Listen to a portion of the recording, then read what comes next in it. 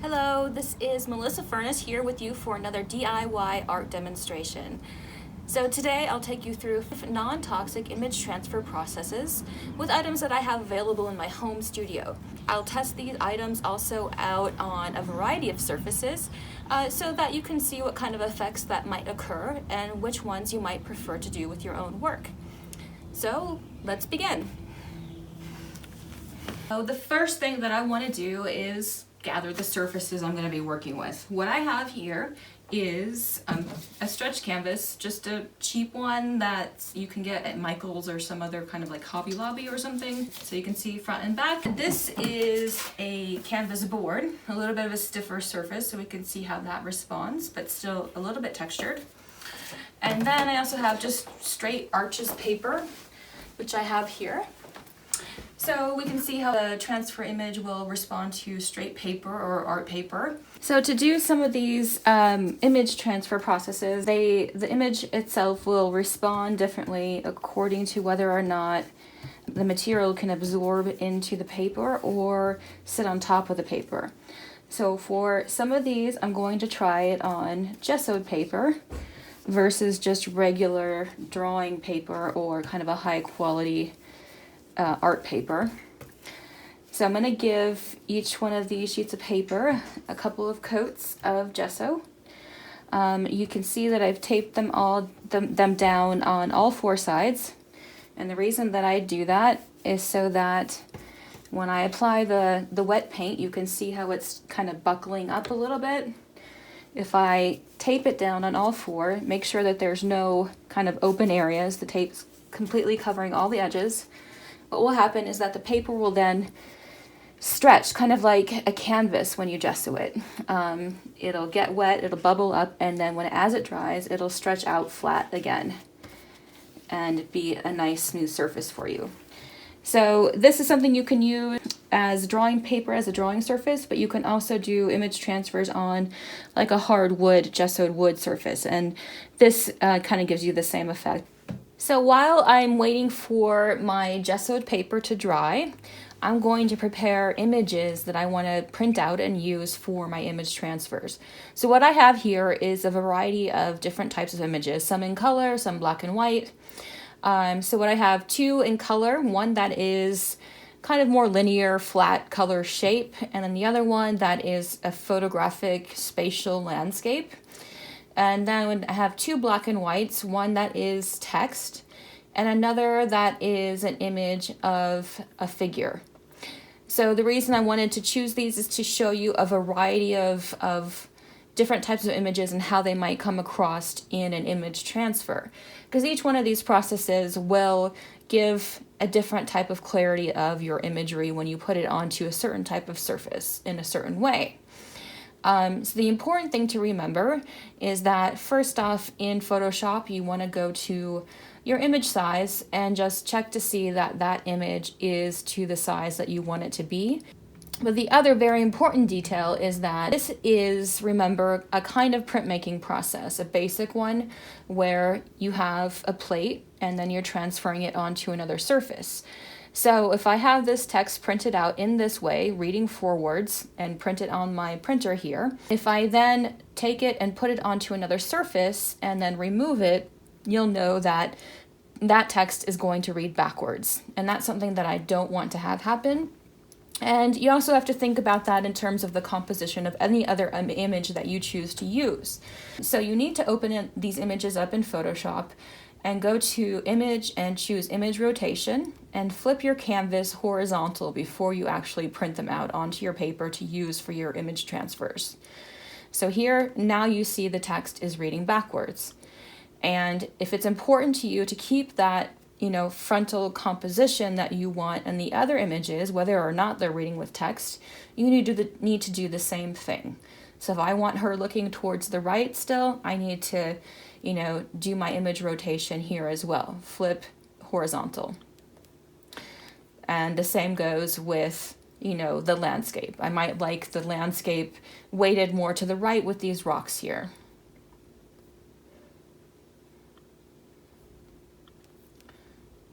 And then obviously the pattern, it really doesn't matter. You can print it as it is.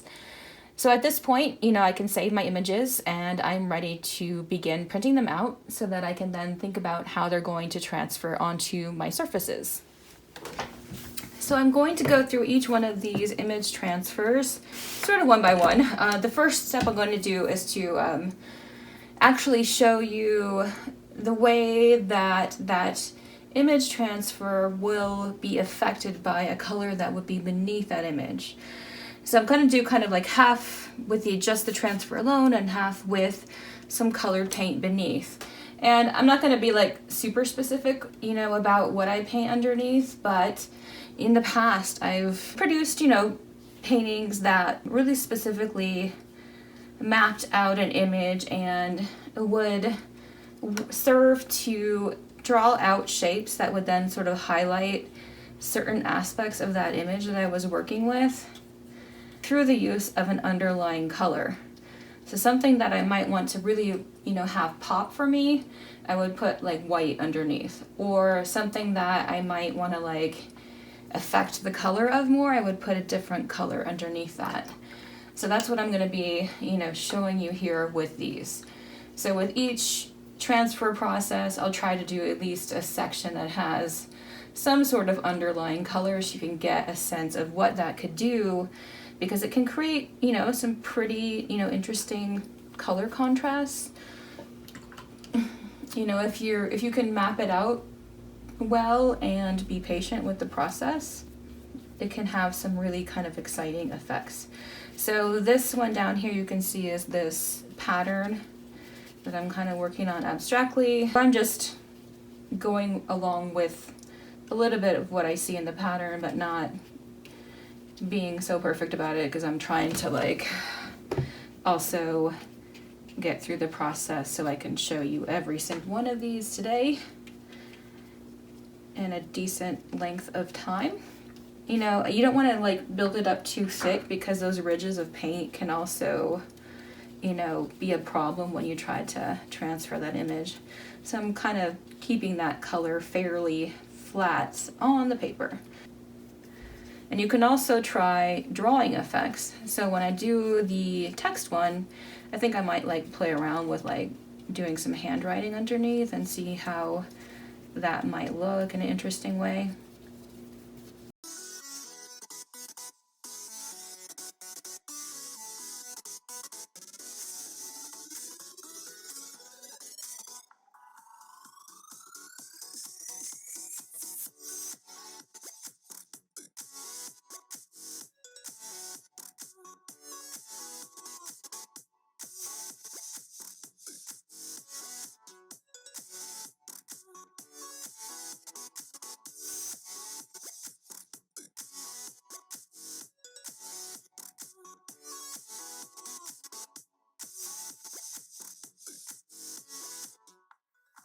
A large spoon works really well for burnishing for your images. And then I also have basically, you know, like an Avery label sheet. So really what you want to do is like, if you have one lying around that you sort of used, like this one is from like CDs, which is from back in the day, and nobody really uses CDs all that much anymore, or DVDs.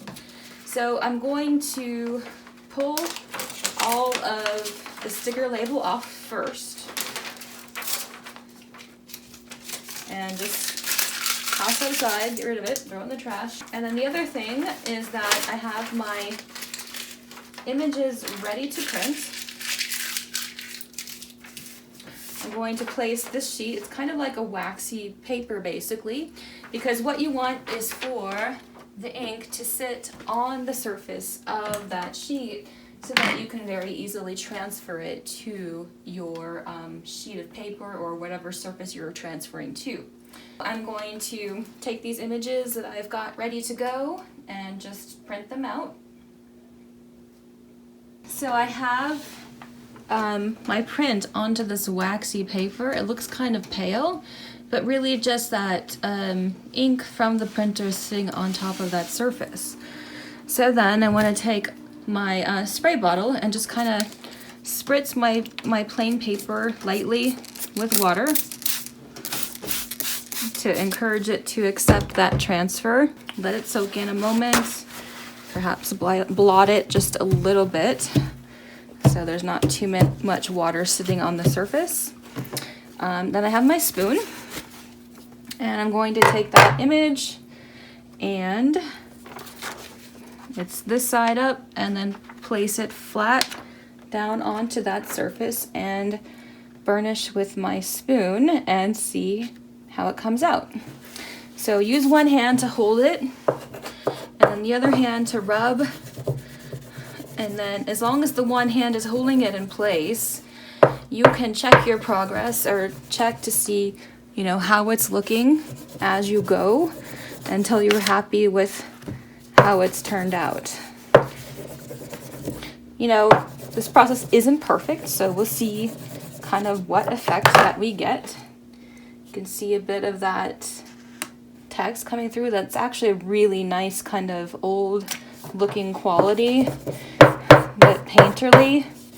So that's for that upper half. So let's maybe I'll try to carefully turn it around a little bit and keep it in place so I can see the other side with the color and how that might be working out.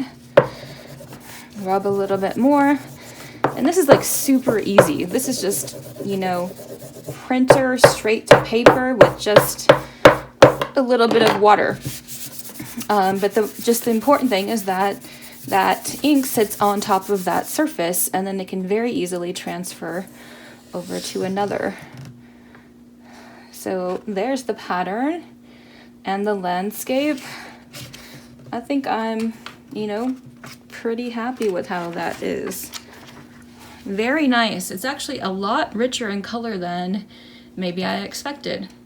So now we'll try and do it on the less absorbent paper with the gesso attached to it and the color underneath, and see what that might do. The really cool thing too about this is that with that label paper that I originally took the labels off of, I don't have to keep ruining a bunch of labels every time I do this. I can just spritz this wax paper with water, wipe it so that it's dry, and then I can just run it through the printer again and use it again. So this is as clean as I got it. I don't think it really matters if there's a little bit of remnants on there. I'm going to run this through the printer again to get another image and try it again on my other sheet of paper that's a little bit less absorbent and see what kind of effect happens with it. Well, here's my next piece that I'm working on. This time I'm not going to spritz it with water because I know it'll sit on top of that surface a little too much. So I'm just going to take it straight as from the printer and lay it flat down on top of what I had gotten established there. The size of this paper is a little bit larger than my regular 8.5 by 11, so we'll see what happens with it. You know, it might be good to also use your fingers. You know, embrace mistakes that happen too, you know. Sometimes imperfection is good. You can get some different types of marks that you wouldn't necessarily expect. So burnish well. The reason I try different surfaces is because I think it's important, depending on what transfer process you utilize, whether or not as an absorbent or a non-absorbent surface will be best. I'm sort of thinking that for this particular process, just the regular straight paper with no coating or acrylic paint added to it or gessoing is probably going to be a little bit better. So you can see it sort of turned out. It's not bad. Let's check this other side here. The black and white text is kind of interesting, but it's not soaking into the paper really nicely like that other one did. Let's see if I can get the figure to come out. So each one of these processes is going to work in a slightly different way depending on what surface you're using and what elements of the process are working. So here's that, if you can see that nicely. So there you see the comparison of the two pieces that I produced. I I think that, you know, this one obviously turned out really nicely. The ink from the printer was able to absorb very well into that other piece of paper. It gives a really nice kind of like old photo, kind of worn down photo look to it. It's quite painterly, a little bit more atmospheric. This one, as you can see, with that acrylic paint underneath, doesn't soak in as much, and so the image isn't necessarily as accepting on that particular surface for this particular process. My second process involves printing onto an inkjet transparency paper. This is what I purchased online and then just print it straight from my inkjet, and then I can work on doing a transfer. This is my inkjet transparency film that I have printed my images onto. I have my matte medium here. I'm going to put some on a plate so that I have that to work with. My paint brushes, and what we're gonna do is to start with this paper piece here, and then we'll move on to the other one and see how each process works. So this shows you an idea of kind of how it will lay over the top. I've also have my paper taped down so it won't move in place or anything like that. And then also when I apply the matte medium, it won't get all wavy for me, it'll dry flat. So with my matte medium, I'm going to take and just apply this all over. Looks like my ink is gonna run on that, but hey, that's okay. Could be kind of interesting. So I'm just trying to get a decent coat of that matte medium across the whole piece. The other thing I could do is perhaps cut my transparency in half, which I think I might do, and work with the black and white area first, and then do the other area just to make it more manageable. With this process, you do have to rub for a decent amount of time, and so it might just be a little bit easier to do half and then the other half. Okay, so I have that fairly well coated, and this process again is a nice immediate process. You don't have to let it sit and wait to dry or anything like that. You put it down, and you can see, like if I smash the image, it might start to run. I don't know, you know, trying to figure out the process of like exactly how much of the matte medium you should put on the image and how much not, because essentially you're transferring this sort of like very thin film that's on the top of that transparency film over to your paper. So again, you know, like I did before on the other process, is I try to check every now and then, because if I let it sit too long, you can see that the paper will start to tear and come up. So I put it down, I can check it, pull it up so it doesn't get too stuck, and sort of see how that'll go for me. I mean, the other issue might be that it's simply because it's paper. Even though I did put gesso over the top of it, the paper wants to tear. I mean, that's not actually a bad quality. It works quite well with something that's more of like a line work. So let's try it underneath on the bottom half with the color images and see if there's a difference.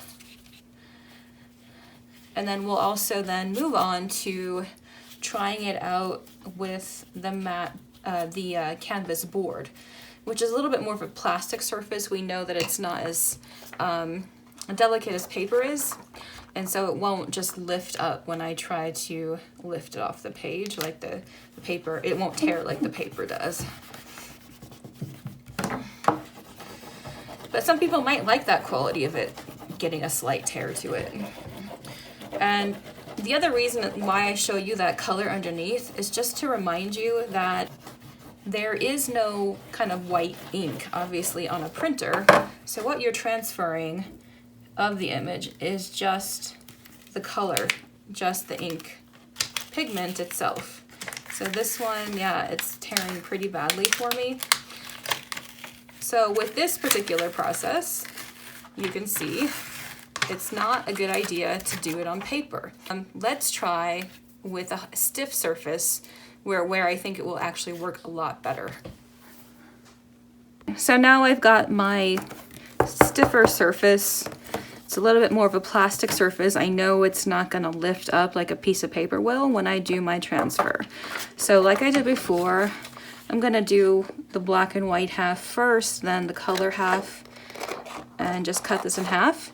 With any of these, you know, you can cut it to any shape that you want. I'm just doing this as an example, but I could decide that I, you know, want her like in a circle form or some kind of shaped form, and I could just cut that out and just transfer that particular section of it. So here, this is gonna sit like this. I'm gonna grab my paintbrush and get some of the matte medium here and put it on that surface. I mean, the other thing you could try is like layering these processes too.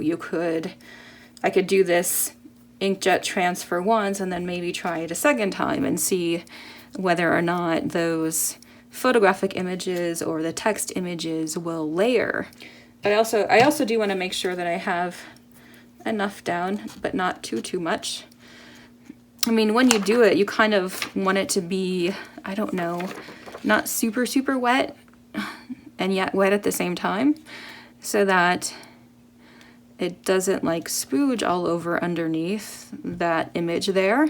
And so also that it will give a good transfer. So I'll put my hand down to hold it in place.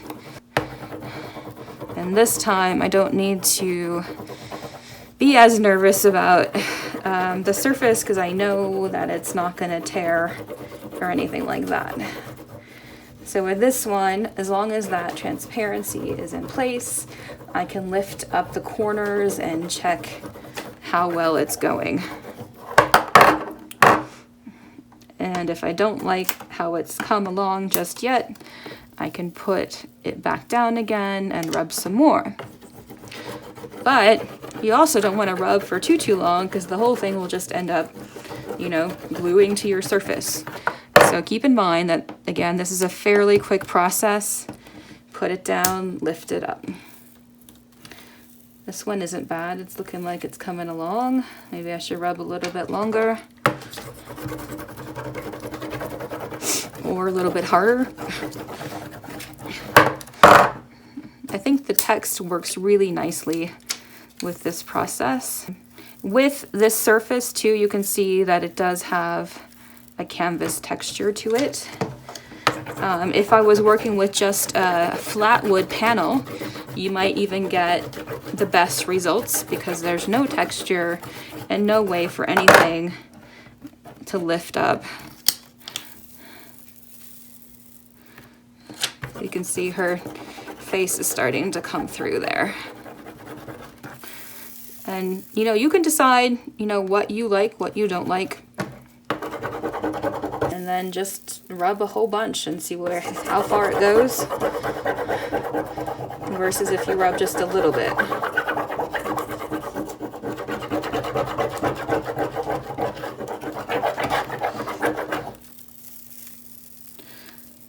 So you can see, you know, her body coming across a little bit there. It looks like it's coming through more on those areas where I painted with some acrylic paint, because it's a little bit less textured there since I have that paint on top. So there you can see that. The text is quite nice. It's kind of interesting with what I have underneath there, you know.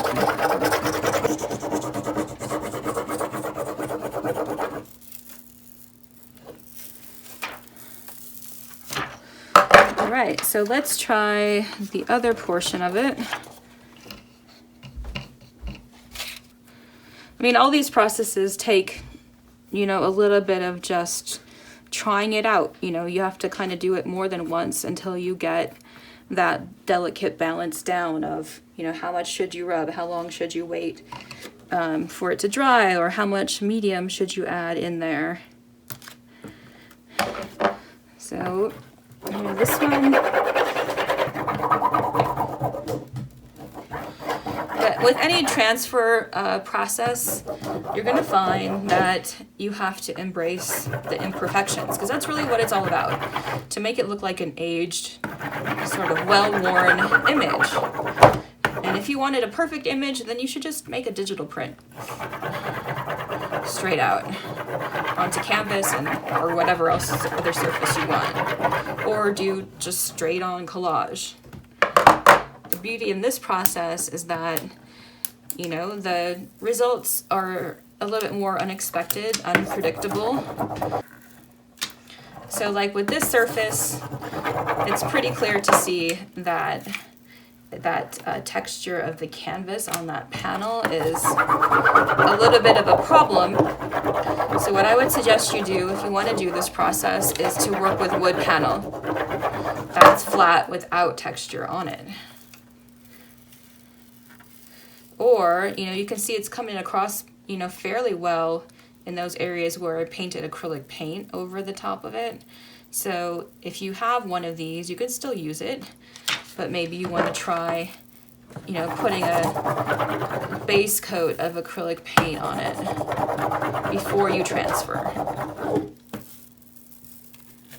But I often find that with this particular process with the inkjet film, you know, that things that are a little bit more like linear line work or flat shape or something like that come across quite a bit better.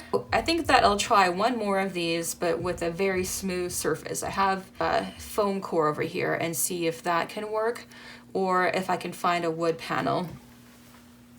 I found this circular wood panel downstairs in my basement, and I think I'll just try one more time. You can see with this one, this is one I had printed out previously, and I totally accidentally forgot to flip the image, so you can see the text is backwards. Ha!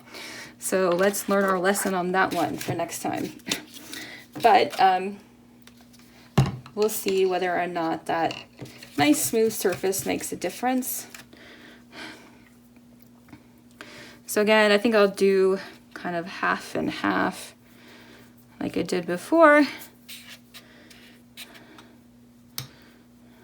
And just do it on this flat white surface.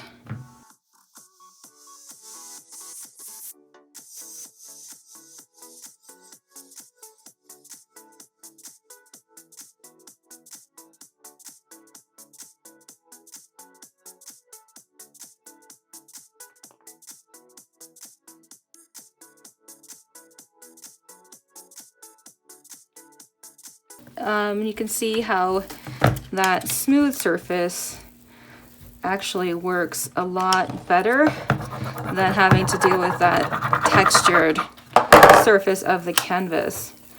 The 3 colors or 4 colors gradually coming across. You can see the blue and the red and yellow of that kind of printed process color happening there. But if you have patience and, you know, keep at it, you can get a decent image out of that. So that's for the black and white, and then we'll try the color in a minute.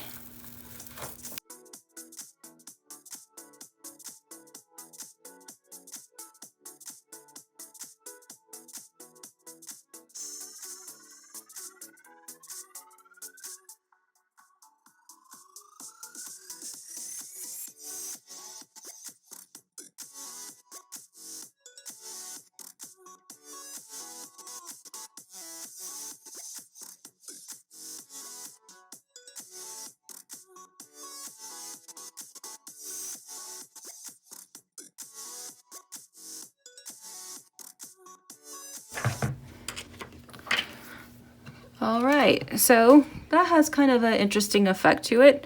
You know, the pattern and the text are a little bit cleared simply because they're more linear and just solid flat color. Something that's more photographic is gonna get a bit more distorted, look a little bit more abstract. but that sometimes is really an interesting quality. So, hey, why not go with it? For this next set of transfers, I'm working with a straight inkjet print and just matte medium or some sort of gel medium of your choice.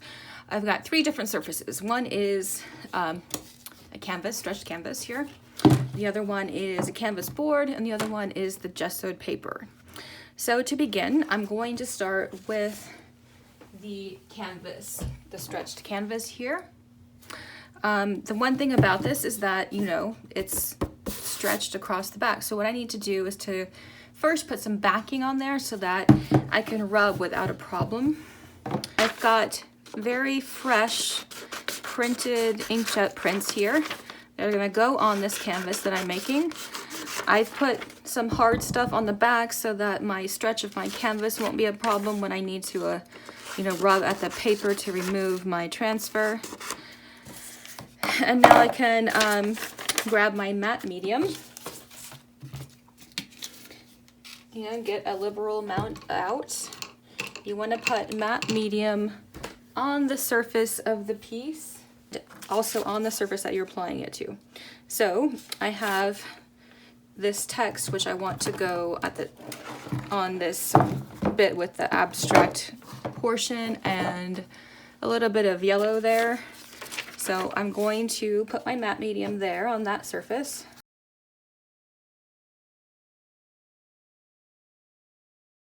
And then I also need to put it on the surface of the actual print itself. Normally I would do this with a photocopy machine, but I don't have a photocopy machine accessible. So I'm really hoping that this is going to work the same with my inkjet printer. You're going to pick it up, put it face down on that receiving surface that you just coated. Place it down, and then you want to rub and then just make sure that you get as many of the air bubbles out as possible. And really what you're going to do is just let it, you know, sit and dry for a good period of time. I don't know, acrylic paint doesn't take so long to dry. So, but I would say, you know, an hour or a couple hours. It's up to you. You can try it whenever you want. You might get better, you know, results depending on how long you do leave it. So there's that. So I'm gonna go just section by section. I could even like squeeze it on here if I want, make it a little bit faster. And then lay down each one of these images that I'm adhering.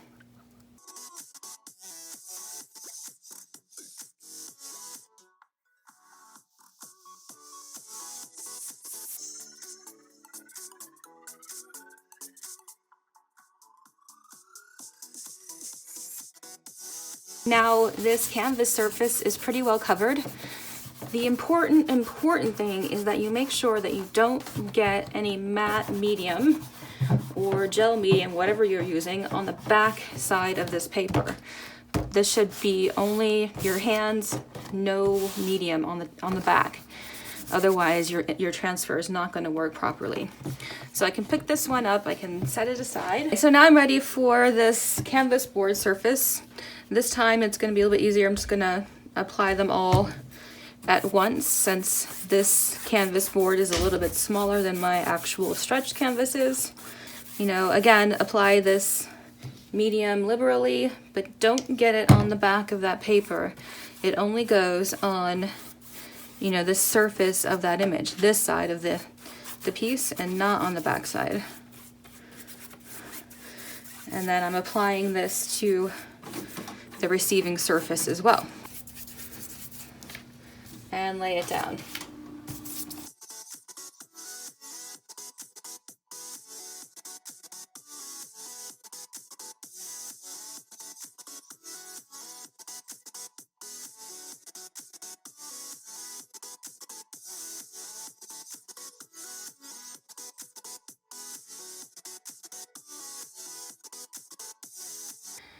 So here I am a few hours later. My images are all dried with the matte medium. So now I can remove the paper so that the image transfer remains. You can take like a water bottle like this here, or you can even just like have a bowl of water on the side with a washcloth. So I'm just gonna spray this a good bit. And essentially what you're gonna be doing is rubbing the paper pulp off of the back and then leaving the ink toner from the printer on your surface of your work in the end. So it helps to like let the water kind of soak in a bit. And then what you do is essentially you just start rubbing that paper. You know, you might have to go back and forth a little bit and spray a little bit more water on, but you can see this one starting to come off. And how well it comes off depends on whether or not you left, you know, air bubbles when you were applying the matte medium, or if your surface happens to be textured, you know, that can cause the transfer of the image to pull up a little bit more than maybe you would expect. So it takes a bit of patience, and you just rub that away until you see the image come through.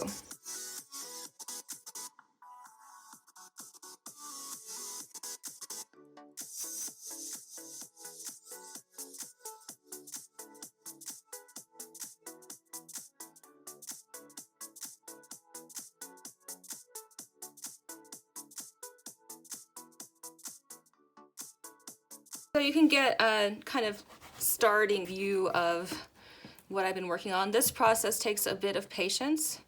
It does take time for you to fully rub away that paper for the image transfer to remain.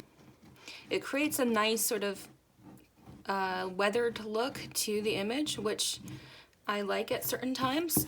And you can see like there might be a few chunks here or there that get completely removed, and that's just, you know, the nature of like working on a textured surface or having an air bubble underneath there. So I'm gonna go through and do this for each one of my surfaces. This is the stretched canvas piece.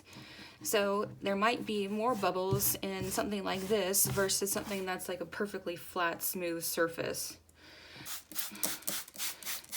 It may be a little bit easier to remove because the surface is stiff and hard.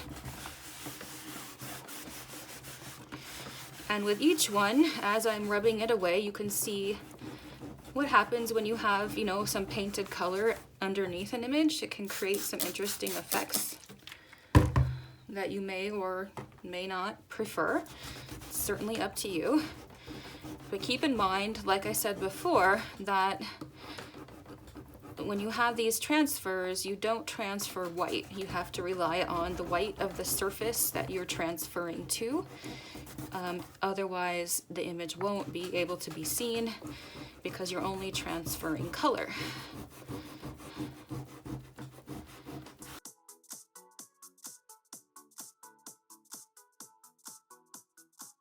So with this third one, this one's on gessoed paper. With this one, you've noticed I've taped it down because it is important that you make sure that you don't like waterlog the paper because you're rubbing paper away from paper. So this one, you know, might take a little bit more care in its removal. So you could just like let the water soak in just a little bit. Try not to be too impatient, and then carefully start to rub it away.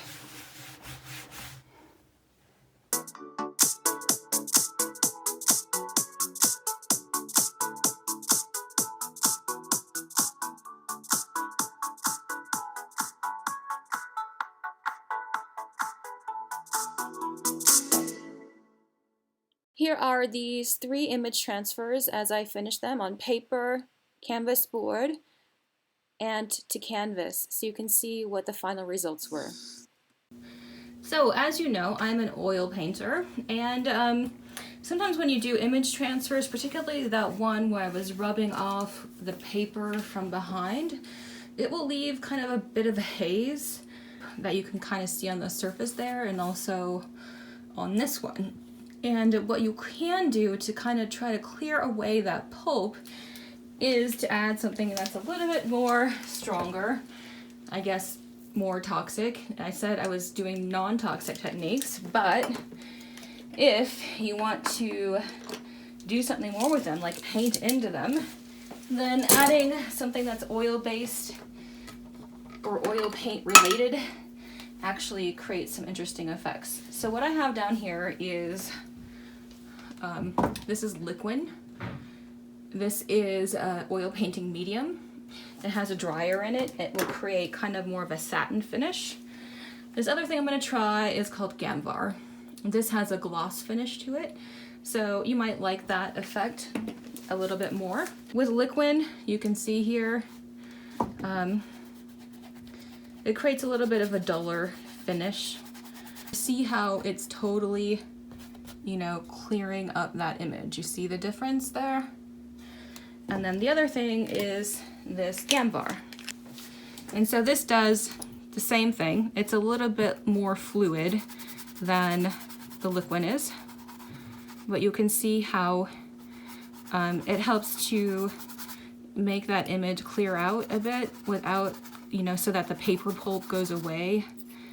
And then you see that underlying color that I put underneath. And I rather quite like that quality. But if you're not going to continue with oils after this, you can't do this. So once you go to an oil-based medium, you're stuck making this an oil painting or leaving it as it is. You could just leave this as the finishing stage, which might be nice for you. Because Gamvar really is a varnish, which would be the last layer that you put onto an oil painting. So you can see how shiny it is as well with the light. But it makes a big difference in pulling out some of those colors and making it more clear. And that yellow, like in the pattern there, is from my acrylic painting underneath. And the other thing you can do too is, like, you know, I have colors on my palette down here. I can create, you know, a transparent color over the top of what I already have existing, you know, and just make it more of a painting. So there's a lot of fun, a lot of things that you can do with these image transfers to make them more unique, a little bit more your own. Play around with color and lighting, like I can add some yellow in now in the oil painting stage. If you want to do acrylic, you won't be able to get that sheen or that pulp from the paper to go away, just to be aware of that. So that's why I switched to oil, because I know I can get it to be a nice clear image, and I can play around a lot with transparencies with my paint, which is a lot of fun. And then I could try it as well with my other canvas board.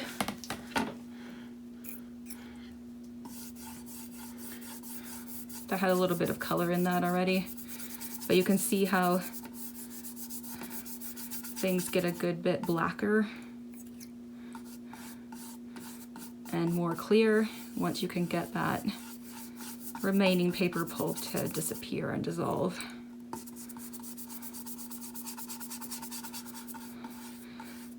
So hopefully you can come up with some really fun ideas on your own for this, and how you might apply this process in unique ways to your own work.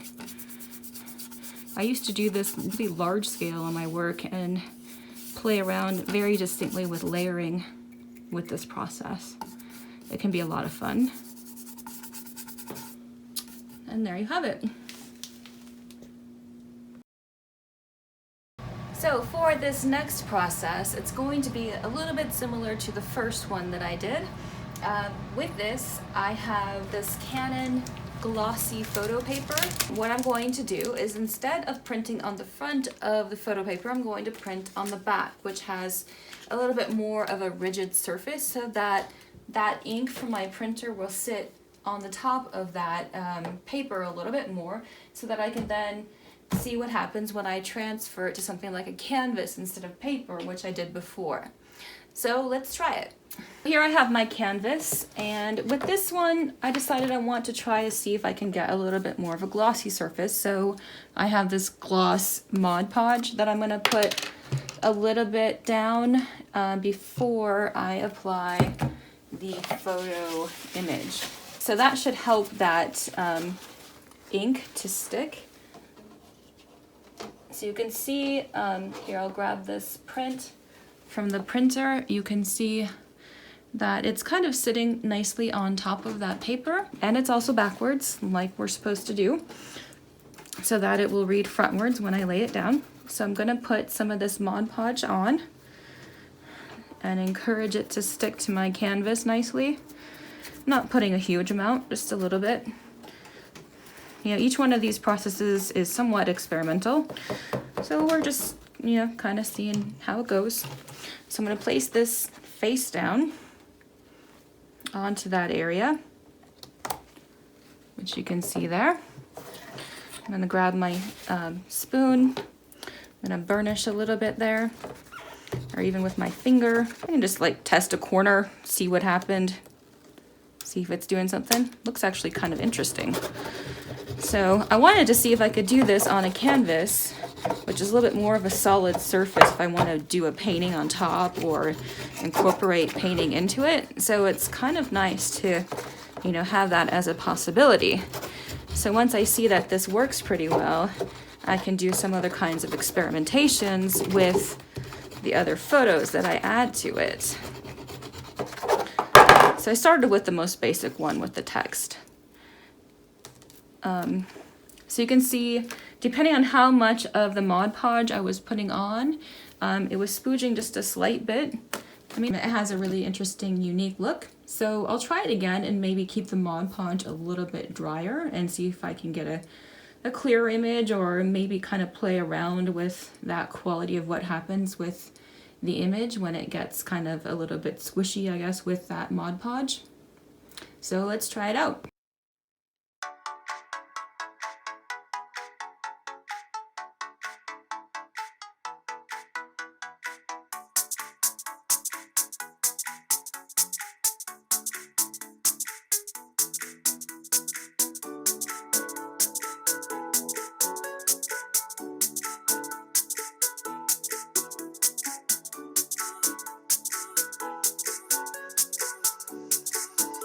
So you can see with this one, the canvas texture does get to be a little bit of a problem.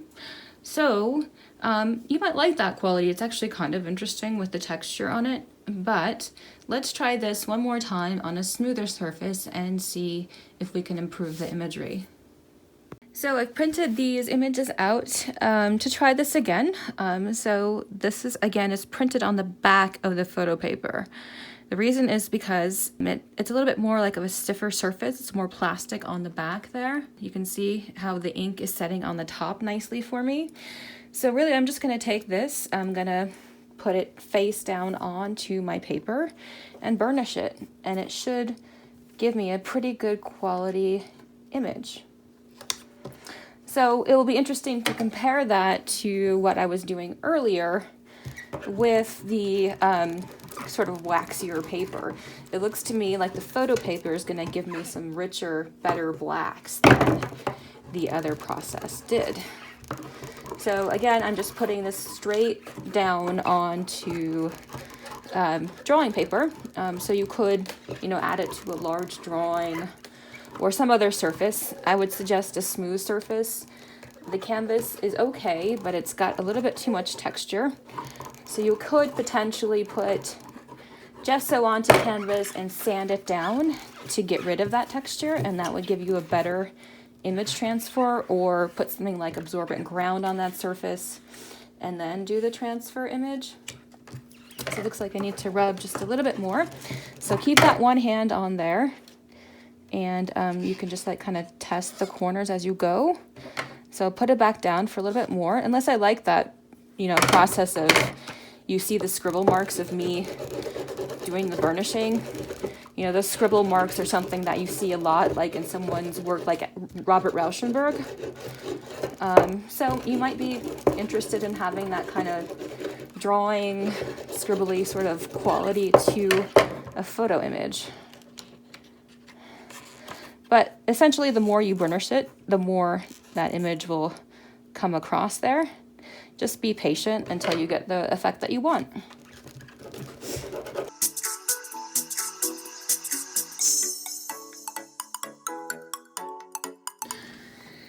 So with this process, I'm trying it out on paper, and instead of having, you know, something that is a painting underneath, I thought, well, maybe I'll try and do, you know, some drawing underneath. I could do, you know, even a full-fledged, very detailed drawing, but I'm just gonna try to like scribble a little bit underneath there, and then you'll see how it comes across when I do that image transfer.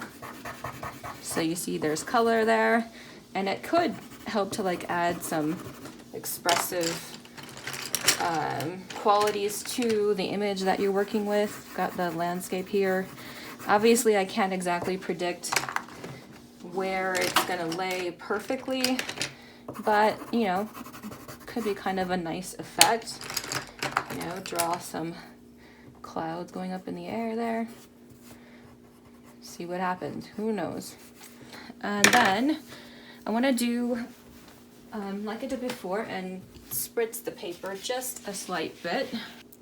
So I don't want to get it on my print just yet. You can see that the ink is sitting nicely on top of that photo paper, so it'll transfer really well onto my paper. Got my spray bottle, sprayed it a tiny bit, and I don't want it to sit too much on top of that paper. It's just going to blot it a bit. And then I will place this face down and burnish it and see how it looks.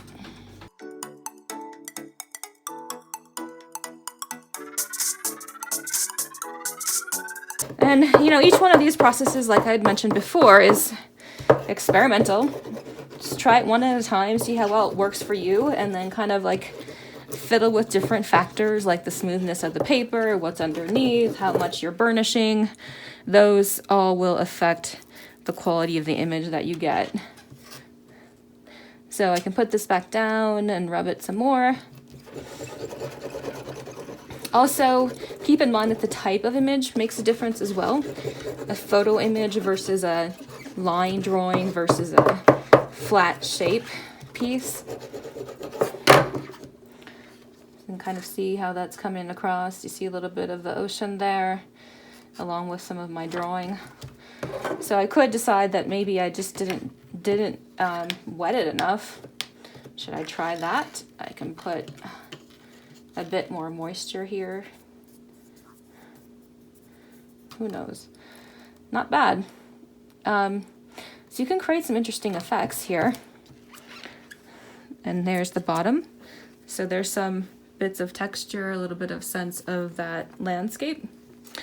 So what I also have then is my pattern piece over here.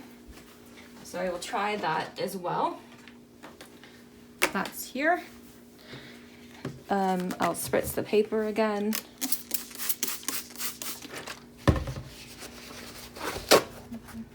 Blot it just a tiny bit. And then burnish that one. I mean, the other thing that you might be interested in is seeing what happens if you like layer these image transfers. You know, what happens when you have one over the top of another or something like that.